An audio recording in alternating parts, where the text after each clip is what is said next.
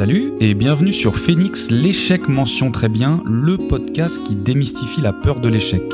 Je m'appelle Enzo Colucci et un mardi sur deux, je vais à la rencontre de personnes du quotidien pour qu'elles nous parlent d'un tournant de sa vie. Une ambiance à la cool, comme si on se prenait un verre en terrasse, pas de leçon de morale, chacun prend ce qu'il a à prendre. C'est juste des témoignages hyper authentiques sur un sujet qui nous touche toutes et tous. Alors j'espère que tu vas kiffer. Hello et bienvenue sur Phoenix, l'échec mention très bien. Aujourd'hui, je suis chez Enger. Salut. Salut Enger. Salut, je suis ravie que tu viennes chez moi.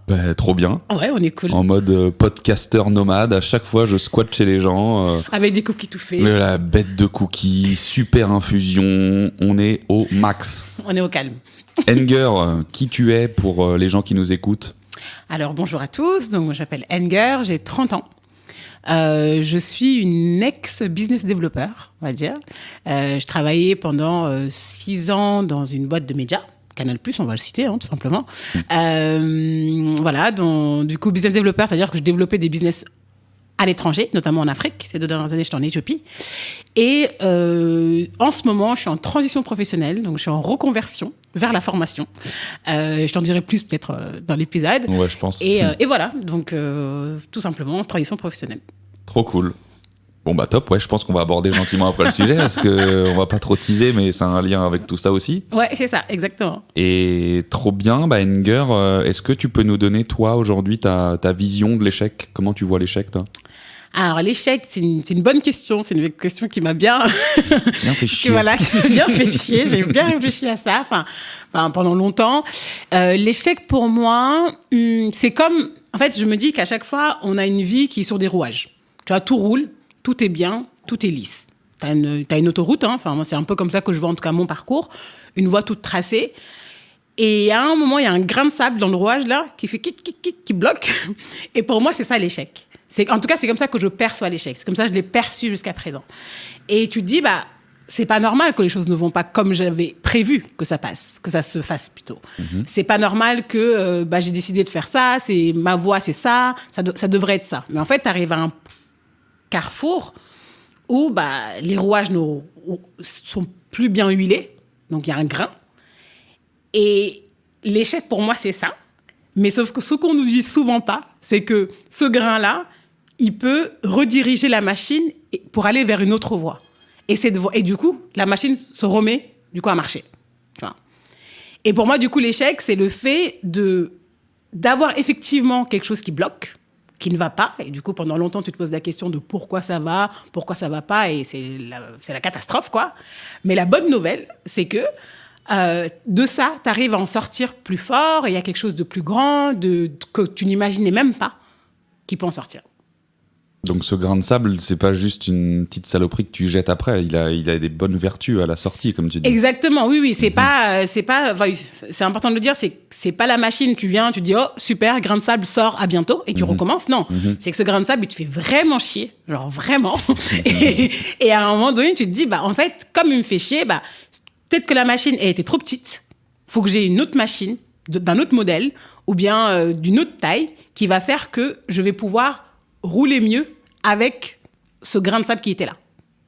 Donc, tu transformes ce grain de sable en quelque chose d'autre. Tu ne peux pas rester le même, en fait. Ça n'existe pas. Très stylé.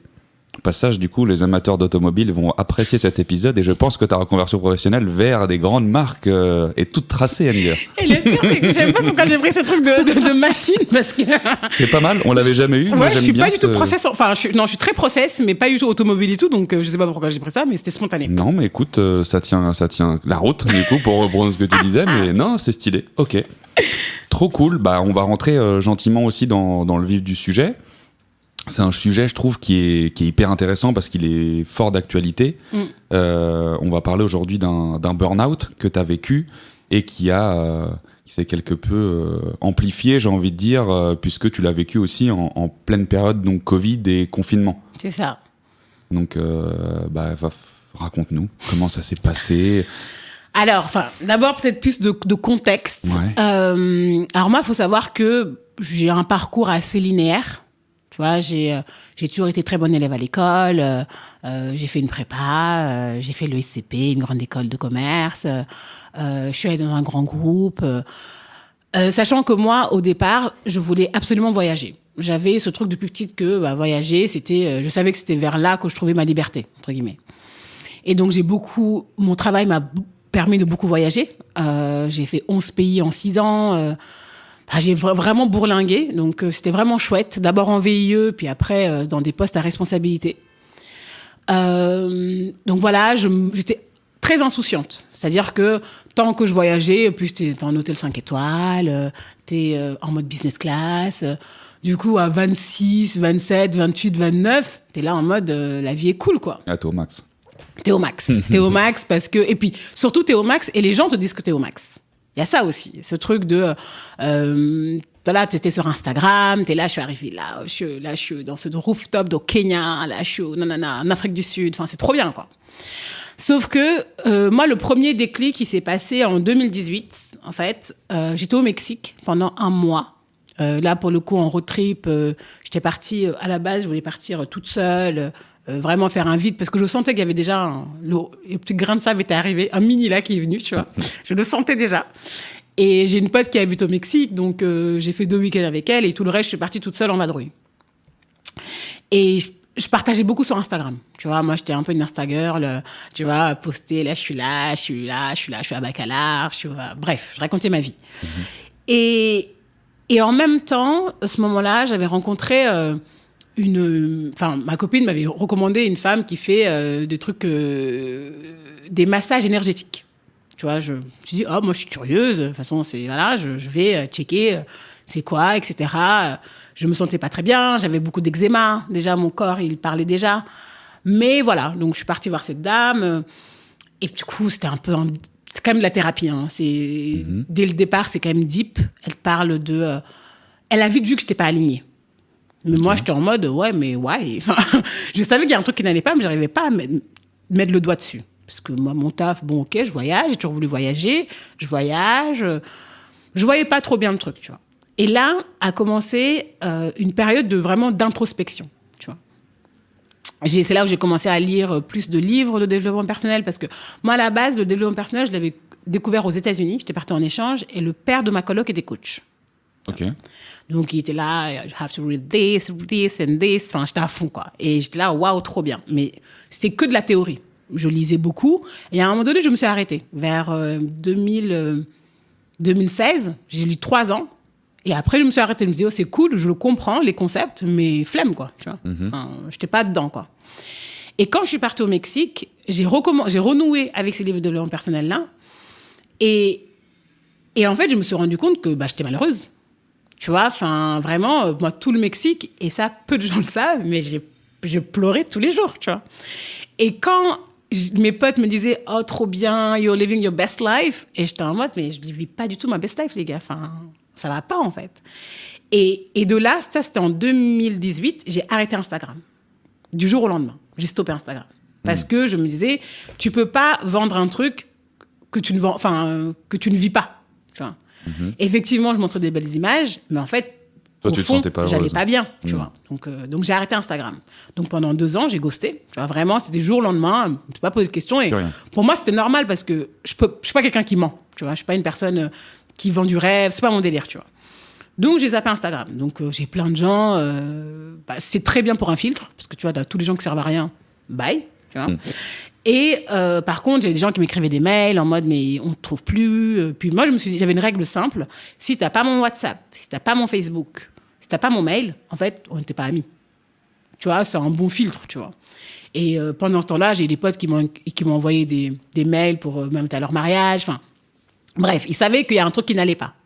Juste, je reviens dessus là, pour bien comprendre. C'est suite à cette personne que tu as rencontrée qu'il y a eu un peu déjà ce mini déclic là. Exactement. Cette personne m'a un peu fait...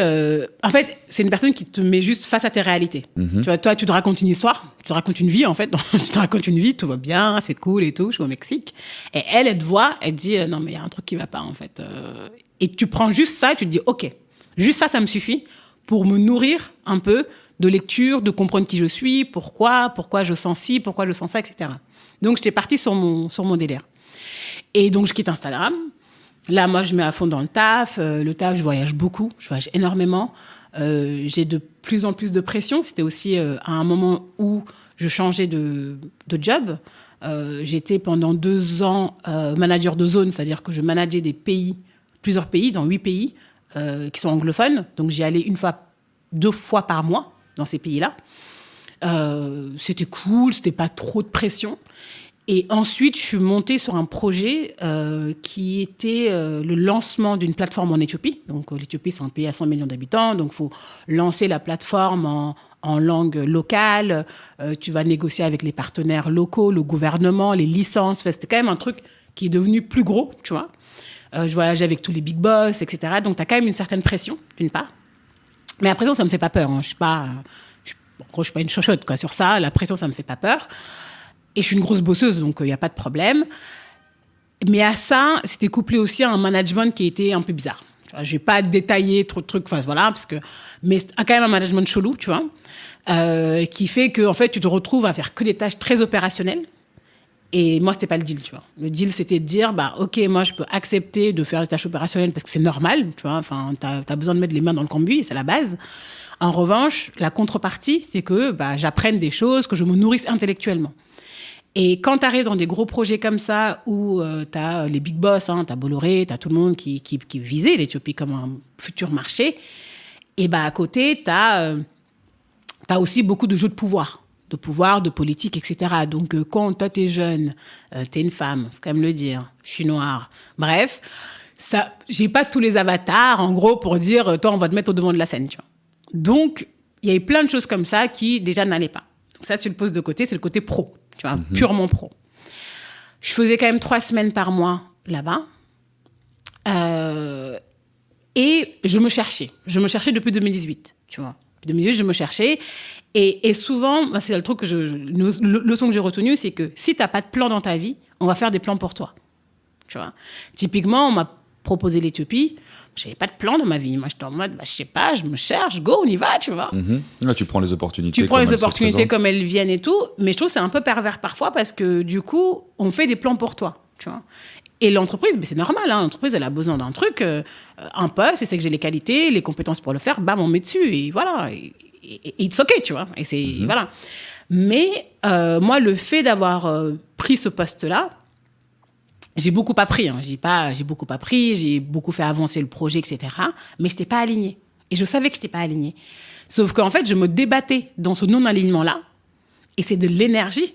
Et ce n'est pas un projet... c'est pas un petit taf de placard où tu te dis, de toute façon, c'est un taf alimentaire et c'est bon. Tu as besoin de t'investir dedans, tu vois. Et moi, je suis persuadée que quand tu vas à contre-courant de ton intuition, de ce que tu es, en fait, tu dois déployer 2 fois plus d'énergie. Tu vois, parce que c'est pas fluide. C'est pas naturel. Ouais. C'est pas fluide. Et donc, j'ai tenu ce truc en 1 an avant que mon corps lâche. Là, voilà, moi, je faisais beaucoup d'insomnie, énormément. Tu vois, en Éthiopie, je faisais 3 semaines par mois. Et en gros, on commençait hyper tôt parce que là-bas, on commence tôt. Tu commences à 8h. Mais vraiment, 8h, t'es en physique. Nous, on n'avait pas de bureau à l'époque, donc on travaillait du coup à l'hôtel. Donc, tu n'as pas de frontière vie privée, vie pro, quoi, tu vois. Tu rentres à l'hôtel, à 8h, tu as commencé le taf, tu es un peu dans le hall de l'hôtel, tout ça. Midi, tu as des déj business. Dîner, tu as des dîners business. Et en fait, tu remontes dans ta chambre à 23h, tu vois. Et le matin, baf, tu rebelotes. Et souvent, le soir, moi, comme j'avais mon boss qui était à Paris, le soir, je bossais pour lui envoyer des trucs à Paris. Enfin, c'était complexe, tu vois, c'était vraiment complexe. Et du coup, il y a un moment donné... Ah oui, une chose qui est importante, c'est que moi, tout ça, je ne le voyais pas. C'est-à-dire que maintenant, tout ce que je dis là, je peux le dire parce que j'ai du recul sur la chose. Mais quand tu es pris dans la spirale, tu vois pas. En plus, moi, je suis quelqu'un de... encore une fois, j'ai dit tout à l'heure, très bon élève, très axé performance, tout doit être bien fait, etc. Du coup... Tu as tendance à beaucoup accepter cette charge de travail. C'est ça, tu l'acceptes, tu te dis, c'est normal, je ne vais pas décevoir, puis c'est un projet sur lequel les gens comptent. Donc, moi, je suis la référente, je peux pas... je suis chef de projet de ce projet, quoi. Donc, je peux pas me dire, c'est pas possible, etc. Et le fait aussi d'avoir ce truc de performance-là fait aussi que la fatigue aussi, tu la vois plus. Tu vois, des insomnies, pour moi, c'était normal d'avoir des insomnies. Parfois, je ne dormais pas pendant 4 heures dans la nuit. Et les gens me disaient, mais ça va? Je dis, oui, ça va. J'ai pas dormi, mais pour moi, c'était normal. C'est devenu normal. De dormir, d'avoir des palpitations, pour moi, c'était normal. D'avoir de l'eczéma sur tout le corps, pour moi, c'était normal. Et j'ai traîné ça. C'est fou parce que, tu vois, là, je suis partie à Dakar en janvier. Et pour la première fois depuis 2 ans, j'ai plus d'eczéma. Genre, pour moi, c'est genre... j'ai envie de pleurer, tu vois, parce que c'est un truc de fou. Parce que c'était tellement devenu normal pour moi que là, quand j'en ai plus, je me dis, mais en fait, c'est ça la vraie vie, en fait. T'étais encore dans cette première phase, du coup, de l'échec, du déni, quoi. Exactement. Tu disais, non, c'est normal, c'est logique, exactement, ça arrive à tout le monde, exactement. C'est un problème de peau, exactement. classique. Et il y avait des moments, même, je me levais, je pleurais, et je me disais, non, j'essuie mes larmes, mais c'est pas grave, et je continue. Mais je m'en rendais même pas compte, tu vois, maintenant, j'y pense, je me dis... T'allais pas chercher la racine, vraiment, de... Non. J'étais un peu dans une spirale. J'étais un peu dans une spirale en mode go. Moi, c'était du style, je revenais de voyage, j'ai même pas le temps de défaire ma valise. Je faisais carrément mon linge là-bas, tu vois. Bon, il y avait plein de trucs que je laissais là-bas à l'hôtel, hein, mais je faisais mon linge là-bas, je revenais avec mon linge propre. Limite, je mets 2-3 trucs et je repars. Est-ce que c'est 3 semaines, 1 semaine seulement en France? Donc, 3 semaines, 1 semaine. Du coup, en fait, t'es en mode, t'as pas le temps, en fait. T'as pas le temps de réfléchir. Tes potes, du coup, t'as beaucoup d'éloignement avec tes potes. J'avais demandé les proches. Ouais, les proches. Moi, j'avoue, ma famille, je la voyais rarement. Après, moi, j'ai mes parents qui sont rentrés au Sénégal il y a quelques années. Du coup, je suis un peu habituée à pas les voir régulièrement, tu vois. Mais j'ai mes sœurs qui sont là. J'avais mon mec aussi qui était là. Du coup, t'es tu vis pas pleinement, tu vois. Et t'arrives aussi à un stade où tu te dis, OK, jusqu'à présent, j'ai fait des choses qui étaient cool, mais là, ce que je fais, à quoi ça sert, tu vois. Mm-hmm. Et t'es dans des réunions où t'es des trucs lunaires, et t'es là, mais qu'est-ce que je fous là, en fait, tu vois. Et ce qui s'est passé, c'est que, déjà, il y a eu un premier truc qui s'est passé en Éthiopie, c'est que j'étais hyper mal, genre, j'ai vraiment des palpitations, limite, j'ai pas fait un malaise là-bas, mais voilà, j'étais vraiment pas bien. Et à Paris, en fait, il y a un moment donné, mon corps, il a juste lâché. Tu vois, il y a un moment donné, c'était plus possible. Genre, Et ce qu'il faut savoir, c'est qu'en amont, moi, j'ai prévenu. Tu vois, j'ai quand même prévenu en amont en disant, là, j'en peux plus. L'Éthiopie, franchement, je peux plus. C'est plus possible, en fait. C'est plus possible. Ça avait duré combien de temps, l'Éthiopie? 2 ans. Ah putain, quand même. 2 ans. C'est plus possible, mais le problème, c'est que le fait d'avoir une personnalité, encore une fois, très jovial, très dynamique, très we can do it every... Tu vois, t'es vraiment à fond. Et quand tu dis que ça va pas, les gens ils disent, bon, c'est une fatigue passagère. Ils te tapent dans le dos, on est reparti. Ça va aller, tu vois. Et ça m'avait fait ça. Un jour, j'étais dans une petite formation, dans une formation, pas petite, une formation, tout simplement, avec des femmes, tu vois, mais c'était un truc de quelques jours, tu vois. Et j'étais vraiment au plus bas. Vraiment au plus bas. Mais je me suis dit, sors ta zone de confort, il va y avoir d'autres personnes, ça va peut-être te mettre un peu changer ta perspective, tu vois. Parce que toi, tu le vois pas, ton entourage, t'as fait une grande école, t'as fait l'ESCP, t'es chez Canal, de quoi tu te plains, tu vois. Et je me souviens, il y avait une femme qui avait donné des cartes à chacune des femmes, on n'était que des femmes, et moi, j'avais la carte de l'Amazon, comme par hasard. Et la fille d'à côté de moi m'a dit, ah mais l'Amazon, ça te va trop bien, ça se voit trop que t'es trop déter, ça se voit trop que tu sais tout ce que tu veux dans ta vie. Et en fait, j'ai fondu en larmes.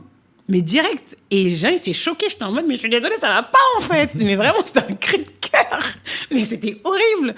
Et c'est là, en fait, j'ai perçu qu'il y a un truc qui n'allait pas. Vraiment, tu vois. Ok, là, ça a été l'élément déclencheur un peu. Ouais, parce que la semaine d'après, c'était là où j'ai collapsé, tu vois. Okay. C'était vraiment quelques jours après. Et donc là, blackout. Genre, moi, c'était juste avant le confinement.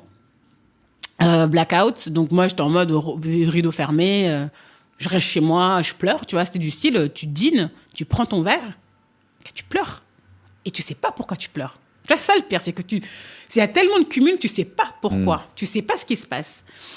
Et encore une fois, moi, ce qui me choquait toujours, c'était le décalage entre ce que je pensais que j'étais, ce que les gens percevaient de moi et ce que je vivais réellement. Tu vois, là, à l'instant T, gars, t'es là, tu pleures, tu sais pas ce que tu vas faire de ta vie, et c'est flou, en fait. C'est un brouillard, un vrai brouillard. Donc le confinement, moi au départ, je captais pas trop. Hein. Les gens ils disaient on est confiné. Je disais c'est quand on est confiné. Moi de toute façon je suis là. Qu'est-ce que je fais là? Voilà, moi je suis là. Cette phase où tu étais dans le noir et où tu pleurais, tu disais ça a duré combien de temps à peu près? Un mois. Un bon mois, ok. Ouais, Quand même. un bon mois. Ouais. Où, en fait, t'es dans le trou en fait. T'es dans le trou et Tu après. voyais des gens un peu? Non, du tout. J'étais renfermée. J'étais renfermée. À l'époque, j'étais avec mon mec et tout, mais après, je pense que même lui, il y a plein de trucs qu'il comprenait pas, tu vois. Et c'est normal. C'est un truc, je trouve que tu ne peux, même toi, tu le comprends pas. Ce que j'allais dire, si toi tu le comprends pas, c'est dur parce que tu peux pas lui expliquer non C'est plus ça. pourquoi tu vas toi, mal. tu le comprends pas, et à côté, bah, c'est plus tard que tu te dis ah ouais, quand j'étais comme ça, c'était à cause de ça. Ah ouais, c'était à cause de ça. Mais encore une fois, toute cette analyse, je peux la faire a posteriori, tu vois. Et donc, cette période noire, vraiment, je me laisse un mois et demi même, où vraiment je fais, moi, ce que j'appelle un vide fertile, où genre, je fais rien. Je prenais pas mon téléphone, je prenais pas mon ordi, je faisais rien. Et depuis, je disais 2018, moi, j'avais créé une petite routine où, tu vois, tous les matins, j'écris, tous les matins, je fais de la méditation et tout. Bah là, à ce moment-là, j'avais tout lâché. Pas exprès, mais j'arrivais plus. Tu vois, enfin... Comment tu peux mettre de la structure dans le chaos, tu vois? Enfin, j'arrivais pas, en fait, tu vois? J'arrivais pas à mettre de la structure dans ce chaos. Du coup, je me suis laissée aller, genre complètement. J'oubliais même de manger, tu vois? Alors que je suis une gourmande, hein, tu vois? Les cookies, c'est pas pour rien. J'oubliais de manger et tout.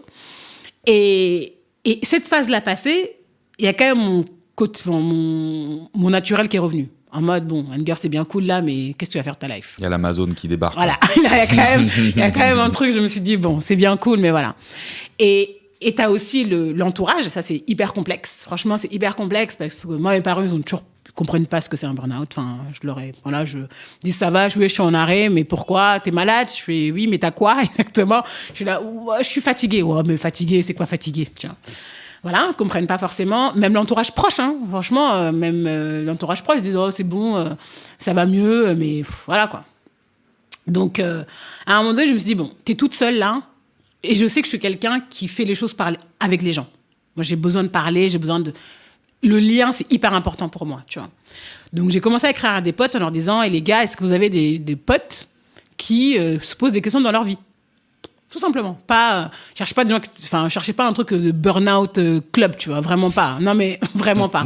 Parce que je suis hyper dans la positivité et je voulais pas un truc qui me plombe, tu vois. Où tout le monde est en mode, ah, c'est trop nul, ah, c'est le bad. Je voulais pas ça. Vraiment, je voulais un peu contrebalancer parce que même moi, ça me faisait chier de penser ça, mais c'est une réalité, tu vois, je le pensais. Donc, j'ai parlé à des gens qui étaient pas, qui se cherchaient, mais qui n'étaient pas en mode déprime. Tu vois, qui disaient, ça me saoule, mon boss me saoule, je sais pas quoi faire de ma vie. Et du coup, je commençais à discuter. Du coup, je commençais vraiment à me faire une liste, je me souviens, en mode, aujourd'hui, j'ai 3 personnes à appeler, et c'était ma to-do de la journée, quoi. Tu vois, c'était vraiment un truc de fou pour moi. 3 personnes à appeler, je faisais là, dire, oui, alors, comment ça va? T'as fait quoi comme études? T'as fait quoi?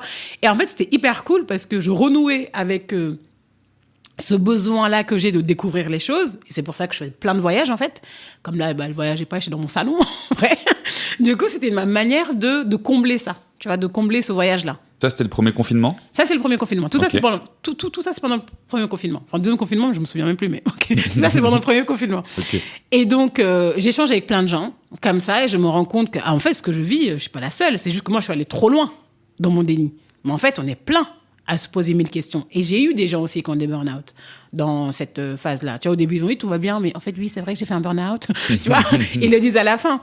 Et donc, voilà, j'avance comme ça. Puis, à un moment donné, je me dis, OK, tous ces gens-là, c'est vrai qu'on est tous là en mode quête de sens, fuck l'entreprise, c'est nul, etc. Mais en vrai, on a quand même plein de trucs en commun. C'est que on s'est jamais posé la question, tout simplement, de qu'est-ce qu'on voulait faire dans la vie. On s'est un peu laissé porter par la vie, tout simplement. Et donc, je me suis dit, comme on a plein de questions et qu'on n'a pas de réponse, moi, j'ai un bon réseau. Donc, allons voir des personnes qui, eux, ont l'air de s'éclater. Parce que, encore une fois, maintenant, je fais hyper attention à la perception qu'on a et ce que vit vraiment la personne. Parce que la personne a l'air elle a l'air, en tout cas, d'être épanouie et d'aller juste leur poser la question.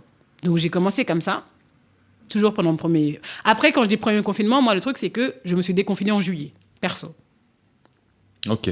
Tu vois, le premier confinement, c'était en mai, mais moi, je ne pouvais pas sortir en mai. C'était trop pour moi, je ne pouvais pas. Et ça aussi, c'est un autre délire, c'est que tu as tes potes qui te qui te disent ah mais on s'est déconfiné, c'est parti, go go go. Mais moi je déclinais tout.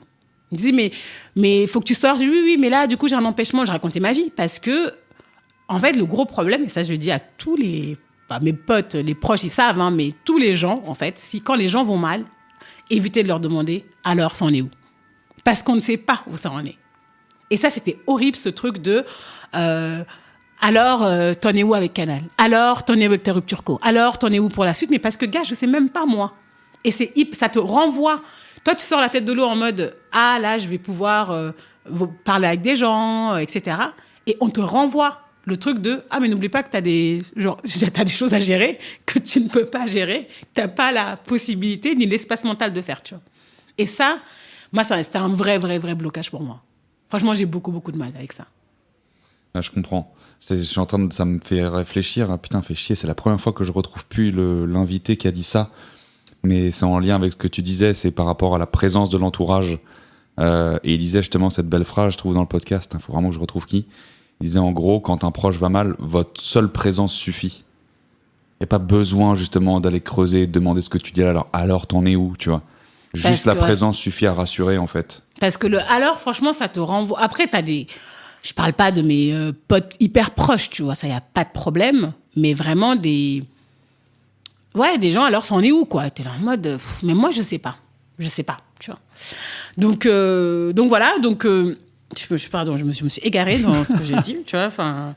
T'étais en train de parler, du coup, de tout ce que tu faisais pour remonter la pente. Donc là, t'étais en phase ascendante, plutôt, là, ça y est, on a vu l'élément déclencheur, tu te remets en action, tu rappelles des gens, tu reprends goût un peu à la vie. C'est ça. Tu te déconfines en juillet. Non, du coup, je reprends pas encore là, en juillet... Ok.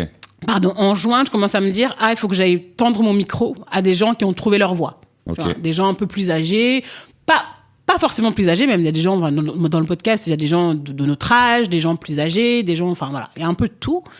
Et donc, j'ai commencé à faire ça à distance. Donc, le son, au début, était pourri, je maîtrisais pas, enfin, rien n'allait. Mais aussi, c'était une manière, moi, le podcast aussi, d'apprendre une nouvelle chose. Parce que t'as ce truc, je sais pas comment l'expliquer. Je sais pas, y a plein de gens, tu sais, c'est des gens qui se reconvertissent, qui sont dans le manuel, dans tout ce qui est... Parce qu'en fait, tu as envie d'apprendre un nouveau truc, totalement nouveau, qu'on t'a pas appris à l'école. Tu vois, faire du montage. Voilà, c'était tout un monde pour moi. Donc, j'étais là à regarder des tutos YouTube, j'étais à fond, quoi. Je comprends. Tu vois, voilà. Et pareil. Et du coup, tu as envie d'apprendre un nouveau truc qu'on t'a pas appris. Et c'est pas juste des maths ou bien... Non, c'est vraiment quelque chose que tu fais manuel et que tu crées from scratch. Mm-hmm. C'est toi, c'est ton bébé, tu vois. Et donc, voilà, j'échange avec ces gens-là, etc. Donc, j'enregistre plein de podcasts, du coup, plein d'épisodes que je ne publie pas, of course. Ça m'a beaucoup aidé, moi. Tu vois, c'était vraiment une thérapie pour moi. Genre, moi, j'ai encore des phrases de mes invités qui, dès que je fais un truc, je me dis, OK, il avait dit ça et tout. Enfin, c'était vraiment pour moi. Juillet, je me déconfine, je pars en voyage. Encore une fois, c'est ma bouffée d'air frais. J'avais envie de sortir de Paris parce que, franchement, la verdure m'avait manqué. Vraiment, je suis partie en Suisse. Donc, vraiment à la montagne, tout. Donc, j'ai kiffé. Et quand je suis revenue, là, je devais retourner au travail. Et donc, ça, c'était aussi un autre délire parce que... Ça, c'était quand? Ça, c'était en septembre. Septembre l'année dernière, ouais, ok. Septembre. Donc, je devais retourner au travail. Donc, tu retournes au travail. Moi, j'étais là en mode, de toute façon, c'est mort, je pars. Enfin, je vois pas qu'est-ce que je peux faire ici. Je pars. Rupture co et fin de l'histoire. Sauf que non, on m'a pas accepté la rupture co, donc tu es là en mode ah mince. Et puis moi, en réfléchissant en échangeant avec toutes ces personnes, en ayant ce podcast, etc., je me suis dit mais en fait, il y a un truc à faire au-delà de la quête de sens simple. Tu vois, ce truc de fuck l'entreprise et puis nous on va tous devenir des entrepreneurs. Moi, j'y crois pas. Tu vois. Je pense qu'on a il y a certaines personnes qui ont des âmes d'entrepreneurs. Tu vois, moi, en tout cas, chez Canal, j'ai fait que lancer des business. Je suis beaucoup dans l'intrapreneuriat. Et je sais que c'est mon tempérament. Mais je connais d'autres personnes qui me disaient, mais moi, par contre, tout, mais sauf entrepreneur, quoi. C'est pas mon délire. Et je me suis dit, en fait, il y a un truc à faire aussi pour les boîtes. Elles sont pas toutes méchantes ou elles sont toutes pareilles, en réalité. Tu vois, il y a vraiment un truc aussi que j'ai appris avec tous ces échanges, c'est que same shit, different ways, tu vois. Mais c'est vraiment same shit everywhere. Mais vraiment, tu vois. C'est souvent un problème de management. T'as souvent un problème d'alignement, souvent. T'as souvent un problème de manque d'initiative dans l'entreprise, etc., etc. Et de là, du coup, moi, je me suis dit, de toute façon, je fais ma rupture co, j'ai mon podcast, c'est la vie, parce que le podcast réunissait quand même tout ce que je voulais, mais ça paye pas les factures, hein, tout simplement. Et je m'étais dit, voilà, j'ai une idée, je vais la gribouiller, je vais la tirer jusqu'au bout, je vais aller voir un incubateur, enfin, la vie sera belle, quoi. Je vais trouver des gens et je sais que je sais trouver des gens. Ça, par contre, je sais que je sais faire. C'est vraiment une de mes qualités, une de mes forces, on va dire. D'ailleurs, trouver les bonnes ressources là où elles sont. Et donc, Canal a été hyper cool. Et ça, vraiment, on a plein de critiques à faire aux entreprises, mais aussi, il faut dire quand les choses vont bien. J'ai eu, en fait, une mission de 6 mois dans le pôle développement RH où je pouvais conceptualiser mon projet. Stylé. Et donc, c'est pour ça que les gens me disaient, mais du coup, tu fais quoi à côté ? Je fais ça, en fait, à côté. Donc, je ne suis pas sortie de la boîte. Et du coup, voilà. Après, ils sont au courant de tout ça. C'était très transparent. Très transparent. Mais il y a aussi un déclic que j'avais eu, c'était pour lancer le podcast, parce que jusqu'à là, je l'avais dans mes fichiers, quoi. Mais je ne l'avais pas sorti. Et un jour, je discutais avec une personne dans la boîte qui me disait oui, mais bon, ce serait pas mal que tu parles pas trop de ton burn-out. Et là, ça m'a fait péter un câble. Je me suis dit non, mais attends. Enfin, je veux bien être conciliante, parler, etc., mais ne m'enlève pas ce que j'ai vécu, en fait. Ouais, ne me bride pas. Mais ça m'a hyper énervée. Et en fait, la semaine d'après, j'ai écrit un post sur LinkedIn en mode bonjour, l'année dernière, j'ai fait un burn-out. Je lance un podcast. Dans 2 semaines, je le sors. L'épisode, blablabla. Et paf, j'ai posté. Et c'était instinctif, tu vois. Et je me suis levée, j'ai dit, putain, je l'ai dit, du coup, faut que je lance. Le truc, c'est que maintenant, je l'ai dit, faut que je lance. Et là, je me suis pressée à faire un site internet, bam, bam, mais vraiment 2 semaines où c'était, pour moi, je montais une boîte, quoi. Tu vois, c'était un truc de fou. Et bam, bam, bam, j'ai fait mon teaser, je l'ai posté, j'ai fait le montage sachant que je commençais déjà à monter à l'époque. C'est-à-dire puis ce qui est cool, c'est que tu avais déjà tes épisodes enregistrés. Exactement, qui faisait que, c'était juste le pas de me dire, je lance, quoi. Et quand j'ai lancé, je jure, j'avais mal au ventre, mais tu peux pas savoir. Mais j'allais... Angoisse. Gerber, quoi. Vraiment. Et même le fait de dire que j'ai fait un burn-out, franchement, quand j'ai mis posté là, j'étais oh purée. Et tu vois, c'est un post qui a fait plus de 17 000 vues. J'ai eu plein de messages en mode, cool. Mais t'as du coup... Et je me suis dit, en fait, je suis pas la seule. Et je le savais que j'étais pas la seule. Mais pas à ce point, tu vois. Et donc voilà, podcast lancé, mission qui se fait à côté, donc voilà. Je retrouve un équilibre un peu. Voilà, j'arrive à retrouver mon équilibre, même si c'est hyper dur de lancer, de conceptualiser un truc où tu as les tripes et par contre tu as les joies de l'entreprise qui te disent, les gens de l'entreprise qui te disent, bah oui, mais c'est pas comme ça, t'es là en fait, mais moi je connais les besoins, genre, 1, je l'ai vécu et 2, j'ai les personnes qui ont besoin de ça, donc croyez-moi, quoi. Mais non, faut vraiment te battre, comme dans tout, on va dire, dans la vie. Et parallèlement, le podcast me nourrit énormément. Franchement, ça continue de me nourrir à fond parce que plein de conseils, je les ai pris quand même du podcast pour moi, déjà, avant de le donner aux autres. Et les autres, je sais que ça les aide vachement. Tu vois, ça les aide vachement et j'ai plein de retours. Voilà, et ça, c'est hyper chouette. Se nourrir de l'expérience des autres, le partage, rencontrer des nouvelles personnes... Ouais, tu sais. Tu prêches un convaincu. Hein. Voilà, de ouf. Toi, tu sais. C'est ouf. Donc voilà, c'est ça. Et donc, dans tout ça, par contre, c'est long. Le truc, voilà, ce qu'il faut dire aussi, c'est que la reconversion, déjà, moi, pour trouver ma voie, entre guillemets, c'est long dans la mesure où, là, je parle d'échanger avec les gens, je parle du podcast, etc. Mais il faut dire que pendant un bout de temps, en fait, ce que j'ai fait au tout début, parce que là, je ne l'ai pas dit, c'est tout ce que j'avais vu aux États-Unis là, avec le père de ma coloc, etc. Toutes mes lectures et tout, c'est là où j'ai tout reposé. Pour moi, tu vois. Je me suis dit, OK, quelles sont mes valeurs ? Qu'est-ce que j'aime ? Qu'est-ce que j'aime pas ? Tout ce que font les trucs de coaching normal, moi, je l'ai fait pour moi. Tu vois, toute seule avec des trucs DIY. Et je savais que ce qu'il me fallait, c'était vers la formation en tant que telle. Après, quelle formation, je ne savais pas à l'époque. J'ai échangé avec beaucoup de gens aussi sur LinkedIn. Au début, je me dis, formation, moi je suis commerciale, je fais de la stratégie commerciale, je vais faire la formation en vente, truc comme ça. J'ai contacté des gens, ils me faisaient pas rêver. Tu vois, j'étais en mode, non, en fait, c'est pas là. C'est pas là mon trip. Des potes me disaient, mais toi, faut que tu sois coach. I'm like, non, c'était pas ça non plus. En fait, c'est hyper dur de trouver son sweet spot. Et je demande à mes invités, quel est votre sweet spot? Et c'est hyper dur tu peux être dans un secteur qui te plaît, mais t'es pas forcément aligné, tu vois. T'es pas droit dans tes bottes, tu vois. Et moi, je cherchais vraiment le truc où je serais droite dans mes bottes. Et c'était hyper dur à trouver. Et il faut pas lâcher. Genre, des moments, j'ai changé de métier, entre guillemets, 1000 fois. Tu vois, et les gens me disaient, oui, mais bon, du coup, t'es indécise. Non, je suis pas indécise. Justement, je veux savoir ce que je veux. Et il faut persévérer dans ça. Et quand j'ai su que c'était la formation, quand j'ai su que c'était un truc, moi, ça m'intéressait d'avoir aussi mes pairs, tu vois, d'avoir des personnes qui me ressemblent, qui ressemblent à... Je savais qu'il y avait un besoin, tu vois, et de combler un besoin, ça, pour moi, c'était la plus grande satisfaction. Et la semaine dernière, j'ai eu la chance de faire mon premier atelier, donc de formation, dans la boîte. Et bonheur extrême. Bonheur extrême, tu vois, parce que ça marche, les gens, ils pleurent, ça marche, tu vois. Et tu te dis, purée, je l'ai fait, quoi, tu vois. Et après, c'est que le début, le but, c'est d'étendre. Détendre, ouais. Désolée. DIY. Il lâche des anglicismes depuis tout à l'heure. J'avoue, c'est horrible. Je suis vraiment désolée. OK, I'm like.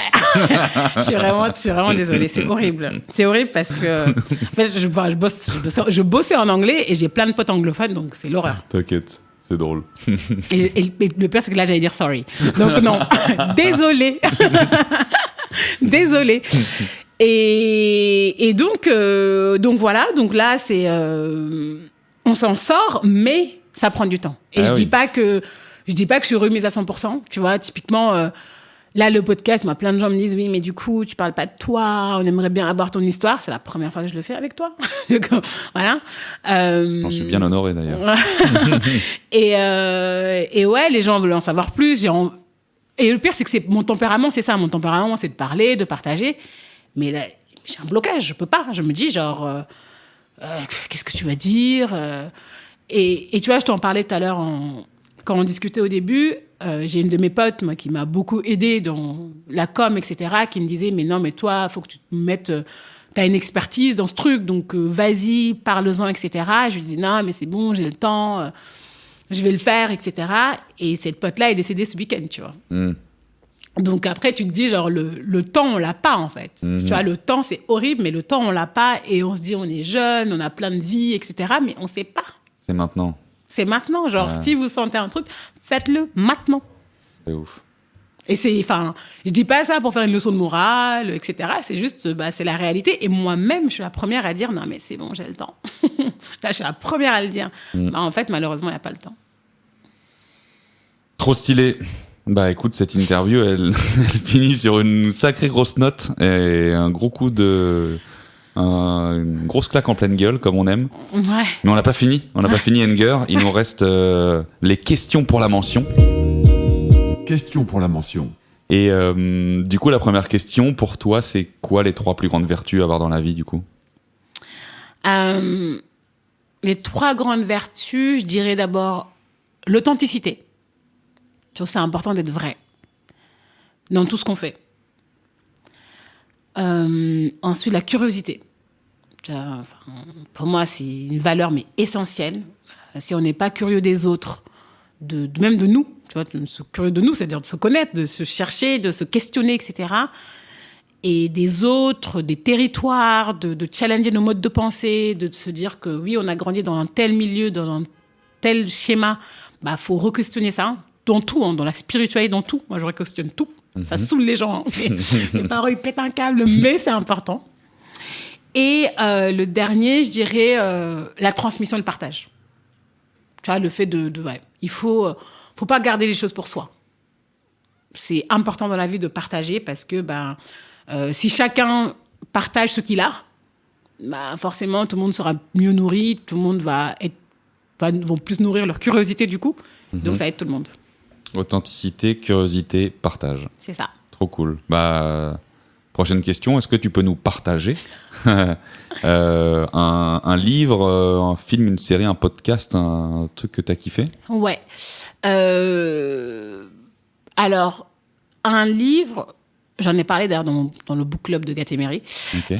c'est L'Art de la victoire. de Phil Knight. Fondateur de Nike. C'est ça. J'ai beaucoup aimé ce livre parce que ça parle beaucoup d'échecs déjà. Ça parle beaucoup d'échecs. Le gars, il a une vision et une persévérance qui est dingue. Le livre, je trouve hyper bien écrit. Tu vois, apparemment, il a pris des cours d'écriture avant de le faire. Tu vois, il s'est pas levé en mode je suis auteur, quoi, comme beaucoup. Et franchement, on le sent parce que t'es dans le livre. On dirait un film, tu vois. T'es dedans. Et ouais, c'est d'échec en échec. D'échec en échec, il arrive à créer cet empire qu'on connaît tous, qui est Nike. Et ce livre-là, ouais, moi, je le relis, je le recommande, et à 1000%, quoi. Ouais, trop stylé. Je l'ai lu aussi, ce bouquin, il est très, très stylé. Il est vraiment bien, ouais. Ok. Et c'est quoi ton prochain objectif que tu t'es fixé ? Prochain objectif, c'est de lancer ma boîte. Gros challenge. Ouais. Gros challenge. Non pas... c'est plus un challenge de confiance, pour le coup. C'est fou, hein, mais c'est pas tant... je suis assez convaincue de ce que je vais proposer et de la pertinence. Maintenant, c'est ce syndrome de l'imposteur, juste de se sortir la tête de l'eau et te dire, OK, maintenant, c'est bon, la nouvelle vie commence. Tu vois. Et je trouve que c'est pas simple. Je me questionne tous les jours, encore une fois, non pas sur la pertinence du projet, mais sur la légitimité que j'ai de tout ça. Donc ça, je sais que c'est un travail. C'est un de mes objectifs, c'est de travailler sur ça plutôt. En fait, tu vois, plutôt que de lancer la boîte, c'est plutôt d'abord d'avoir cette confiance-là. Acquérir cette légitimité. Voilà, pourtant, tu vois, j'ai fait une formation certifiante, j'ai tout ça, mais encore une fois, moi, les diplômes, ça a de l'importance pour certaines personnes, et je pense que c'est toujours vrai, malheureusement. Donc, il faut jouer le jeu. En mode, OK, pour être formatrice, il faut se certifier. OK, je vais me certifier, il n'y a pas de problème. Mais après, il y a vraiment ce truc de sentir ses guts, c'est de se dire, OK, c'est moi et pas quelqu'un d'autre, quoi. Donc, voilà. Ok. Et j'ai une petite question bonus. Tiens, j'ai oublié de la poser l'autre fois à quelques invités. Je l'avais posée à Pénélope, mais j'ai envie de te la poser. Si tu avais le choix demain de prendre un café avec quelqu'un, donc ça peut être n'importe qui, même quelqu'un de décédé, ça te fait plaisir qu'on ferait renaître. Alors, une infusion, du coup, pas un café, parce que tu vois beaucoup d'infusions. Pas de café chez moi. Qui ce On a serait cette palpitation, c'est bon. Alors, qui je prendrais un verre ? Franchement, je dirais ma grand-mère maternelle. Ok. Parce que je ne l'ai pas connue. En revanche, elle était très connue dans la famille, dans son quartier, dans son milieu, parce que c'était une femme assez... très badass, tu vois, qui a divorcé plein de fois, alors que déjà on parle d'une femme africaine en Afrique, une grand-mère donc dans les années, voilà. Et ouais, très indépendante, très féministe, et ouais, je pense qu'elle m'aurait appris plein de choses, ma grand-mère. Elle aussi, tu penses qu'elle a tiré la carte de l'Amazon ? Je pense, ouais. Elle, c'est sûr. Elle, c'est sûr. Et en plus, je porte son nom, donc son prénom, c'est mon homonyme. Donc, trop stylé. Donc voilà. Bah, très joli choix. Et un petit rituel de fin avant qu'on se quitte, Anger. Est-ce que tu peux nous résumer là, tout ce qu'on s'est dit ? On a fait presque 3 quarts d'heure d'enregistrement en une phrase. Tu arrives à me résumer ça ? Grosse punchline de fin là. Grosse punchline de fin. Pouh, dur. Ne pas se contenter de ce qu'on a. En tout cas, de ne pas se dire... Non, ça ne va pas durer une phrase. Tu peux faire un peu plus, on s'en fout. En gros, ne pas se dire, ça va pas, mais j'ai de la chance, c'est pas grave. Parce que, en fait, pour moi, c'est la meilleure façon de se perdre soi-même. Et quand on se perd soi-même, on perd les autres. Tout simplement. Donc, de toujours avoir le courage d'aller au bout de nos convictions. Quoi qu'il arrive. Même si on se prend des claques, même si on pleure, même si... c'est pas grave, mais en tout cas, aller au fond et fait, à un moment donné, il faut vraiment le sentir. Après, encore une fois, je suis très intuition et guts feeling. Très, très, très. Donc, il faut le sentir. Et quand vous le sentez, lâchez pas. Trop stylé.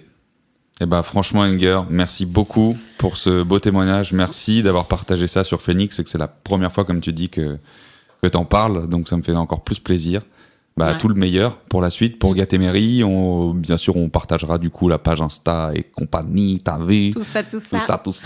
Super. Et puis, bah ouais, tout le meilleur. Mais t'es bien reparti là. Ça fait plaisir. Merci. J'espère. En tout cas, encore une fois, j'ai plus d'eczéma. ça, c'est quand même une victoire. Et ouais, j'ai retrouvé ma pêche d'avant, je pense. Donc ça, c'est cool. Trop cool. Bon, Voilà. et ben on se dit à très vite. À très vite. Merci. Ciao. Ciao. Merci à toi d'avoir écouté jusqu'au bout, j'espère sincèrement que l'épisode t'a plu et qu'il a pu t'apporter quelque chose de positif. N'hésite surtout pas à parler du podcast autour de toi parce que clairement le bouche-oreille c'est de loin notre plus grande force. Abonne-toi à la page Instagram, Phoenix Podcast, ou à la newsletter sur le site phoenixpodcast.fr pour être informé de la sortie des prochains épisodes. Tu peux également me contacter très facilement sur LinkedIn à Enzo Colucci. Et enfin, si tu l'as pas déjà fait, si tu peux juste prendre 1 minute pour me mettre 5 étoiles et un commentaire sur Apple Podcast, ça m'aide vraiment beaucoup. Je te dis à très vite pour encore plus de ratés et encore plus de kiff.